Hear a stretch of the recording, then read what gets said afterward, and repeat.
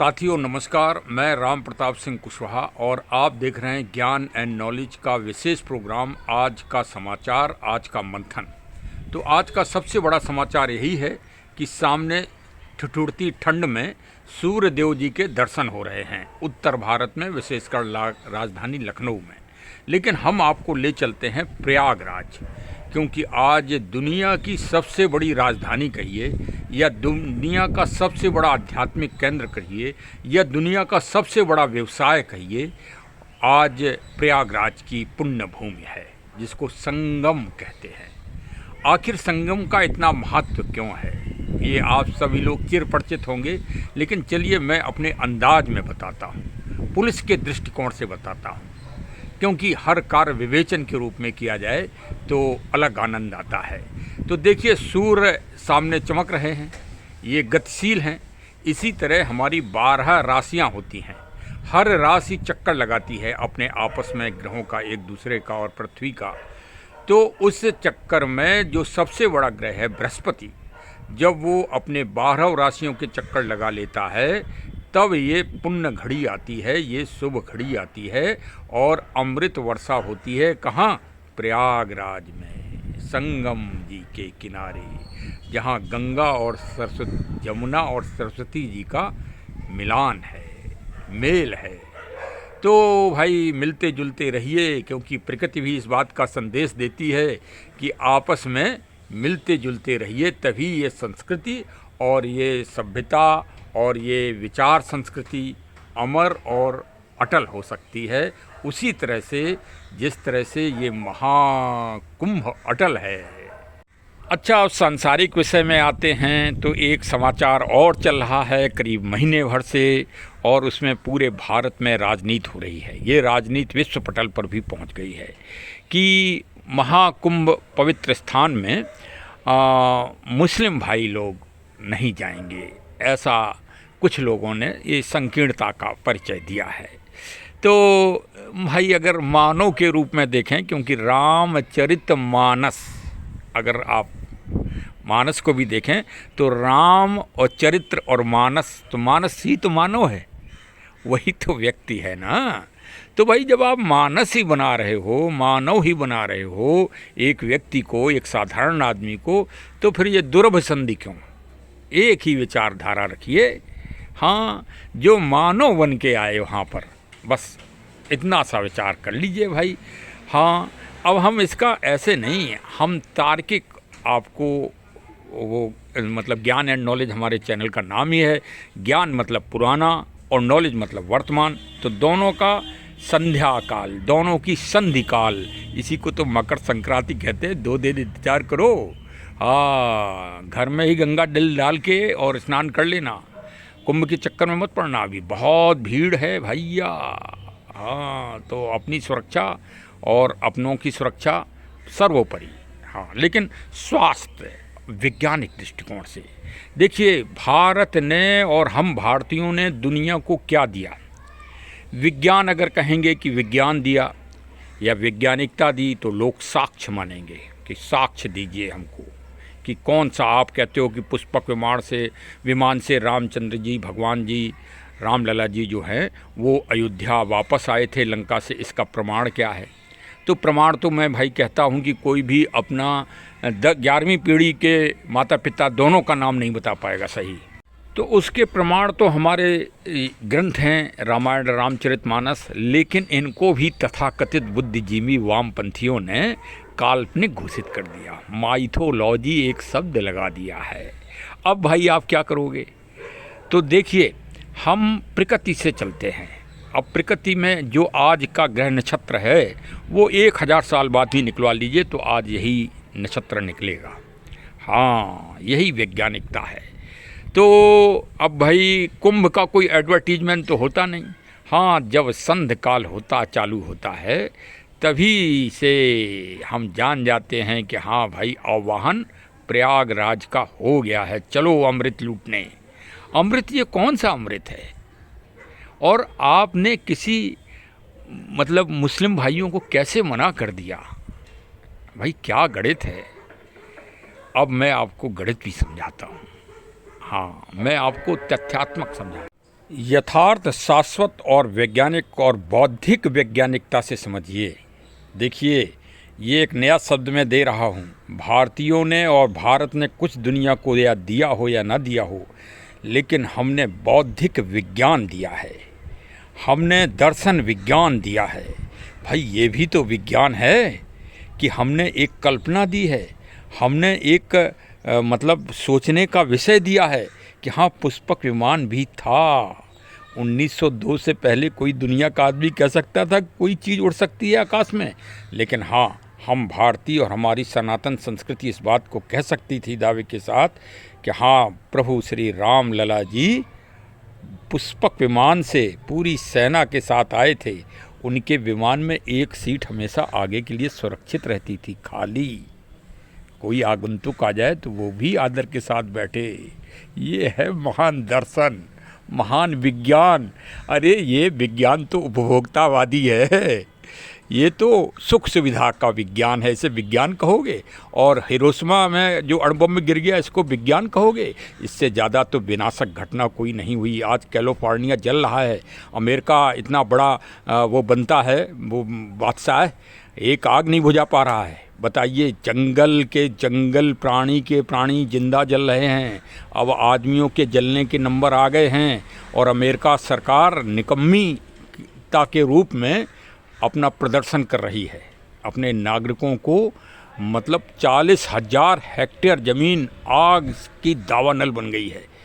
और एक तरफ प्रयागराज कुंभ में पूरा अमेरिका बसेगा आके। 1-2 दिन नहीं, 1-2 घंटे नहीं, पूरे 1.5 महीने। बसंत पंचमी शिवरात्रि जी को जय जयकार भगवान शिव का होगा। अरे, भगवान शिव से ही ये प्रकृति की दुनिया चलनी है। आगे चलते आप देखते तो चलो, भगवान शिव के अलावा और कोई नहीं है। अब तुम कहोगे, आप सोचोगे, सॉरी तुम शब्द गलत है, आप सोचोगे कि अरे, ये राम प्रताप रिटायर्ड पुलिस वाला बस ये भगवान शंकर की ही बात करता है। अरे, मैं भविष्य देख रहा हूँ, मैं इसी पे मेरा पूरा शोध होता है कि दुनिया में प्रकृति के संवर्धन व संरक्षण के लिए कौन अच्छा कार्य हो रहा है और कौन नष्ट कर रहा है, कौन पर्यावरण को समाप्त कर रहा है, प्रकृति का दोहन कर रहा है, शोधन कर रहा है। उसमें सबसे पहले ये विकसित राष्ट्र हैं और विशेषकर ये अमेरिका है। अमेरिका तो प्रकृति का दुश्मन है, आप समझ लीजिए, नेचर का। वो कहे कुछ भी और वही परिणाम सामने आ रहा है। अमेजन नदी दुनिया की सबसे बड़ी नदी आज सूखने के कगार पे आ गई है। और भारत में क्या हो रहा है, 40 करोड़ आदमी एक साथ स्नान करेंगे। अरे, दुनिया वालों, सत्ता फिर भी नहीं देख पा रहे हो? देखिए, मैं अपने चैनल से इस बात को डंके की चोट पे कहता हूँ, बहुत तेज़ आवाज़ में कहता हूँ। इतनी तेज़ आवाज़ में, जितनी तेज़ आवाज़ में नवाज़ जो होती है माइक से, नवाज़ अभी थोड़ी देर पहले हो गई, मुझे बंद करना पड़ा था अपना ये मतलब ब्लॉग बनाना बंद करना पड़ा था क्योंकि आवाज़ आ जाती है।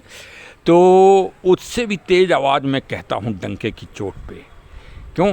क्योंकि भाई सभी लोग प्रकृति और पर्यावरण का संतुलन करें, संरक्षण करें। कोई तो सुन ले मेरी आवाज़। मैं अपने चैनल से बुलंद आवाज़ में स्वयं कहता हूँ कि इस दुनिया में ना कोई जाति है, ना कोई धर्म है, ना कोई संप्रदाय है, ना कोई पंथ है। ये सब मानव के द्वारा बनाए हुए हैं जो अपने एक तरह से व्यवसाय या अपने संगठन को मजबूत करने के लिए बनाए हैं। असली तो 2 जातियां हैं, एक सकारात्मक जिसे पॉजिटिव कहते हैं इंग्लिश में, और एक नकारात्मक जिसे नेगेटिव कहते हैं। हमारे एक भाई हैं सुधाकर शुक्ला साहब, वो हमें साइंस से समझाते हैं इस बात को, परमाणु और सबसे अणु से, लेकिन वो हमारे ऊपर से निकल जाता है। हम तो भाई सीधी सीधी बात कबीरदास जी की तरह जानते हैं, कबीरा खड़ा बाजार में सबकी मांगे खैर, ना काहू से दोस्ती ना काहू से बैर। दुनिया में 2 ही विचारधाराएँ हैं, एक नकारात्मक, एक सकारात्मक। अब कुंभ की शुरुआत, महाकुंभ की शुरुआत कहाँ से हुई, विषय ये है। देखिए, दुनिया में सबसे पहली वैज्ञानिक दार्शनिक घटना हुई है समुद्र मंथन। समुद्र मंथन सबसे पहली वैज्ञानिक घटना है। अब आप कहोगे घटना, भाई तो घटना का कोई प्रूफ तो है नहीं, लेकिन हम ये कहेंगे कि दर्शन। अब दर्शन को तो आप नहीं काट सकते, विचारधारा को तो आप नहीं काट पाओगे। आप बौद्धिक दर्शन, बौद्धिक विज्ञान को नहीं काट पाओगे, इस शब्द को तो नहीं काट पाओगे, तो हम वही शब्द का उपयोग करेंगे जिसको आप ना काट पाओ। हाँ, हमारे विपरीत विचारधारा वाले लोग भी हमारा ब्लॉग सुनते हैं और वो कमेंट भी करते हैं कि ऐसा आपने कैसे कह दिया। तो उनको मैं बता रहा हूँ कि भाई हम विज्ञान तो वो भी है ना, जो सत्य कहे वही तो विज्ञान है, सत्य के लिए, सत्य की तरफ हमको ले जाए। तो ये अब हम आते हैं समुद्र मंथन पर, तब आप प्रयागराज का सही अर्थ समझ पाएंगे। और जो मैंने ये आवाज़ उठाई है कि हे भाई, हाँ हमारे सनातन भाइयों, आपने मुस्लिम भाइयों को क्यों मना किया? हाँ, मना करने का भी औचित्य है, ऐसी बात नहीं है। अब दर्शन सुनिए तब आप समझेंगे, औचित्य है, ऐसी बात नहीं। ईश्वर ने अपनी माया फैलाई, देवता गए थे ईश्वर के पास, क्योंकि राक्षस संस्कृति ने या राक्षसों ने स्वर्ग लोक पे हमेशा विवाद होता रहा। पहले स्वर्ग लोक मतलब कुर्सी, सत्ता की कुर्सी। जैसे भारत में एक ही संघर्ष है आज की तारीख में, प्रधानमंत्री की कुर्सी। राष्ट्रपति की कुर्सी के लिए कोई संघर्ष नहीं होता, 5 साल के लिए चल जाती है, लेकिन प्रधानमंत्री तो वैसे ही इंद्र की कुर्सी के लिए हमेशा संघर्ष रहा देवताओं में। तो वो संघर्ष हुआ। अब देवता बहुत चालाक होते हैं, बहुत होशियार होते हैं और वो सकारात्मक सोचते हैं। हाँ, सबसे बड़ी बात यह है कि वो किसी का अहित नहीं सोचते, बस सबसे अच्छी बात यह है। और जो राक्षस संस्कृति है वो अहित सोच लेती है कि नहीं नहीं हमारी कहना माना जाएगा। हाँ, उनमें अहंकार आ जाता है। बस इसी बात का अंतर चला आ रहा है, सदियों से चलता रहेगा। राम रावण का युद्ध भी इसी लिए हुआ, पांडव कौरवों का युद्ध भी अहंकार की वजह से हुआ, और अहंकार की वजह से प्रथम विश्व युद्ध हुआ, अहंकार की वजह से सेकंड विश्व युद्ध हुआ। आज यूक्रेन युद्ध चल रहा है, ये क्या है? अहंकार है, 2 राष्ट्राध्यक्षों का अहंकार है, इससे ज़्यादा कुछ नहीं। तो राक्षसों ने स्वर्ग पे कब्जा कर लिया, तो इंद्र भाग के भगवान के पास पहुँचे। भगवान जी ने देवासुर संग्राम का वो करवाया। तो देवासुर संग्राम को मतलब लड़ने के लिए नहीं आ रहे थे और देवता लोग भाग खड़े हुए। तो ये हुआ कि समुद्र मंथन कर लिया जाए। तो समुद्र मंथन के लिए राक्षस लोग तैयार नहीं हुए। तो उनको फिर बताया गया कि इस समुद्र मंथन से ये अमृत और बहुत बहुमूल्य चीज़ें निकलेंगी। तो भाई अभिष्ट की प्राप्ति के लिए, मतलब अमृत की प्राप्ति के लिए तो एक हो जाओ ना सब लोग। तो राक्षसों ने कहा कि ठीक है, जब तक ये काम चलता रहेगा तब तक हम लड़ाई झगड़ा और युद्ध नहीं करेंगे। तो क्या हुआ? विचारधारा बदल गई, विचारधारा बदल गई साहब। विचारधारा दोनों सकारात्मक हो गई, नकारात्मक विचारधारा समाप्ति हो गई। किस लिए? समुद्र मंथन के लिए। अब समुद्र मंथन में क्या खेल हुआ वो तो आप जानते हो, उसके लिए बताने की ज़रूरत नहीं। फिलहाल 14 रत्न निकले, उसमें अमृत भी निकला और विष भी निकला और दारू भी निकली और ऐरावत हाथी भी निकला और घोड़ा भी निकला, लक्ष्मी जी भी निकली। तो ये सब सहोदर भाई बहन हैं। और इस पृथ्वी से अलग हटके, पानी से, जल से, वो भी जल भी पृथ्वी में शामिल है। अगर कोई चीज़ की अभिप्राप्त आपको होती है तो वो समुद्र से होती है। इसीलिए समुद्र देव हैं, समुद्र दाता हैं। समुद्र में नारियल डालिए, वापस कर देंगे आपके, क्योंकि समुद्र सिर्फ देते ही देते हैं। अब भाई ये विज्ञान नहीं तो और ये क्या है? है विज्ञान? अरे ये विज्ञान है कि नहीं है? सबसे पहले तो ये दुनिया की सबसे पहली वैज्ञानिक घटना समुद्र मंथन है, जो सनातन संस्कृति में हुई। किसी भी संस्कृति को अच्छी चीज़ कहने के लिए, जोड़ने के लिए, संवाद करने के लिए दुनिया में किसी व्यक्ति ने किसी व्यक्ति को मना नहीं किया। लेकिन ऐसे उदाहरण जो प्रकृति और विज्ञान से संबंधित होंगे और बौद्धिकता से संबंधित होंगे, ये आपको सनातन संस्कृति में ही मिलेंगे। और उसी का प्रतिफल है कुंभ। उसी अमृत के बंटवारे के लिए देवता और राक्षसों में यहाँ भी षड्यंत्र हुआ है। हाँ, मैंने पहले कह दिया कि देवता बहुत चालाक होते हैं। वो अमृत स्वयं लेने लगे, तो उसी में राहु और केतु पहुँच गए, और वो तो अलग कहानी है। और फिर धन्वंतरी जी, राहु और केतु से छुड़ाया गया अमृत का जो कलश, तो धन्वंतरी जी लेके उड़ गए साहब। अब सब ने उनका पीछा किया। तो वही 2 बूंद, ये 4 जगह जो है, नासिक, प्रयागराज, हरिद्वार और उज्जैन महाकाल में गिर गई हैं, जो उस घड़ी पे यहाँ पर जल से अपना ग्रहण करता है जल, क्योंकि अमृत तो जल में ही होगा ना। हाँ, मिट्टी पृथ्वी तो अपना तत्व रखती है, वो तो किसी भी चीज़ को उसमें आएगी तो ठोस बना देगी, जल उसको तरल रखेगा, वही गंगा जल है। अब समझ में आया आपको गंगा जल का महत्व, कि वो 2 बूंद ही गंगा को अमृतमय बना देती है। तो भाई हिंदू, मुस्लिम, सिख, ईसाई की संस्कृति समाप्त करो दुनिया वालों, सिर्फ प्रकृति की और नेचर की संस्कृति से जुड़ो और सकारात्मक पक्ष रखते हुए मानव बनो। एक रहस्य आपको मैं और आज बता दूं कि रामचरितमानस ही दुनिया का एक ऐसा ग्रंथ है जो वा शब्द से प्रारंभ होता है और वा शब्द में ही समाप्त होता है। वाणी का महत्व है, वाणी को मधुर रखिए।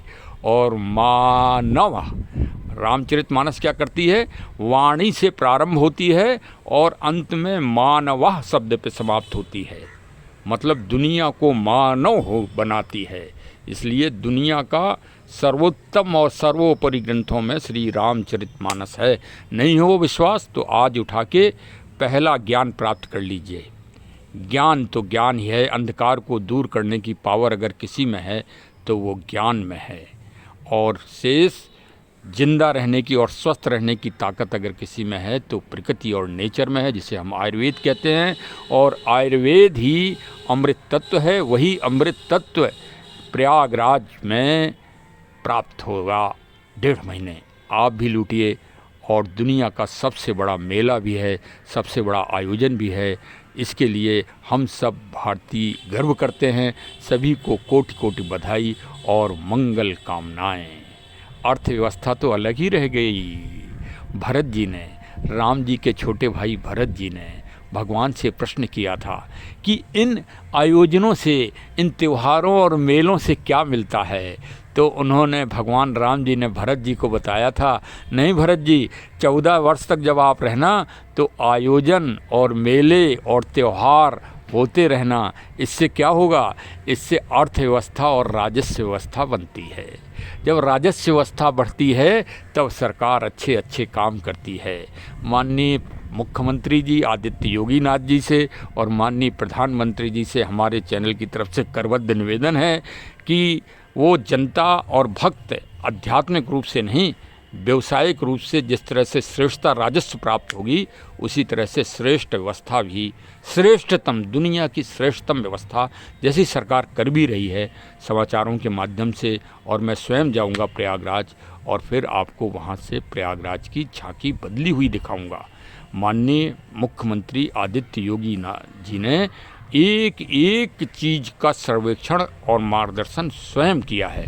उनको भाई हमारी तरफ से कोटि कोटि मंगल कामनाएं। जय हिंद, जय हिंद। तो आपने कुंभ का महत्व समझ ही लिया होगा। ये 4 वर्ष में कुंभ होता है, 6 वर्ष में अर्ध कुंभ होता है और 12 वर्ष में पूर्ण महाकुंभ होता है। यह इस वर्ष का पूर्ण महाकुंभ है और बृहस्पति सबसे बड़ा ग्रह होता है।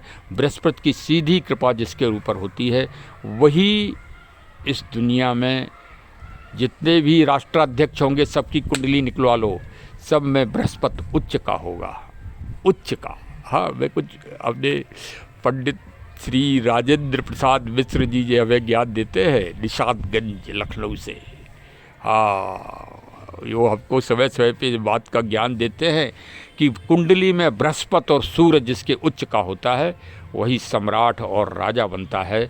तो चलिए आप बृहस्पति के जाके लाभ ही ले लीजिए, सीधी दृष्टि आपके ऊपर पड़ेगी। प्रयागराज जो जाएगा इस बीच में कुंभ में 1.5 महीने बसंत पंचमी तक, बसंत पंचमी को सरस्वती जी की पूजा करिए और ज्ञान की प्राप्त करिए महाकवि कालिदास जी की तरह। चलिए साहब, जय हिंद, जय हिंद। चरे वेति नेति नेति नेति।